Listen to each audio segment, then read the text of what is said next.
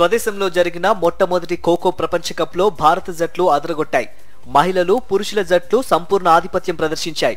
Tourney ఆసాంతం ఇతర జట్లపై తిరుగులేని ఆధిపత్యం ప్రదర్శించిన భారత జట్లు టైటిల్ సాధించాయి. తొలుత భారత మహిళల జట్టు టైటిల్ నెగ్గింది. ఇది జరిగిన కాసేపటికే మేమేం తక్కువ కాదంటూ పురుషుల జట్టు కూడా ట్రోఫీని కైవసం చేసుకుంది. అయితే ఈ రెండు మ్యాచుల్లో కూడా రన్నరప్ గా నేపాల్ నిలిచింది. ఢిల్లీ వేదికగా జరిగిన ఖోఖో ప్రపంచ కప్ మహిళల ఫైనల్లో భారత్, నేపాల్ జట్లు తలపడ్డాయి.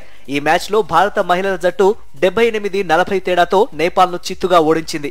ఈ టోర్నమెంట్ లో భారత మహిళల జట్టు ఒక్క మ్యాచ్ కూడా ఓడిపోలేదు. గ్రూప్ దశలో ఇరాన్, దక్షిణ కొరియా, మలేషియాలను చిత్తు చేసింది. ఆ తర్వాత క్వార్టర్ ఫైనల్లో బంగ్లాదేశ్, సెమీఫైనల్లో దక్షిణాఫ్రికాపై గెలుపొంది ఫైనల్లో అడుగుపెట్టింది. తుది పోరులో నేపాల్ ను చిత్తు చేసి టైటిల్ సాధించింది. మరోవైపు మహిళల జట్టు ఖోఖో ప్రపంచ కప్ లో విజేతగా నిలిచిన కాసేపటికే భారత పురుషుల జట్టు కూడా అదే ఫలితాన్ని పునరావృతం చేసింది. ఫైనల్లో పురుషుల జట్టు ప్రత్యర్థి కూడా నేపాలే. ఈ మ్యాచ్ తొలి రౌండ్ లో 26-18 ఆధిక్యం సంపాదించిన పురుషుల జట్టు చివరి వరకు అదే జోరు కొనసాగించింది. చివరకు భారత్ 54-36 తేడాతో గెలిచి జగజ్జేతగా నిలిచింది.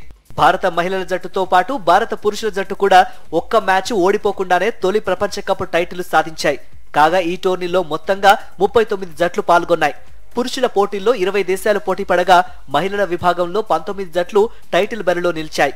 ఆ జట్లన్నింటినీ మట్టి కరిపిస్తూ భారత మహిళలు, పురుషుల జట్లు టైటిల్ సాధించి రికార్డ్ సృష్టించాయి. ఖోఖో వరల్డ్ కప్ 2025లో విశ్వ విజేతగా నిలిచిన భారత మహిళల, పురుషుల జట్లకు వైఎస్ఆర్సీపీ అధ్యక్షుడు, మాజీ సీఎం వైఎస్ జగన్మోహన్ రెడ్డి అభినందనలు తెలియజేశారు.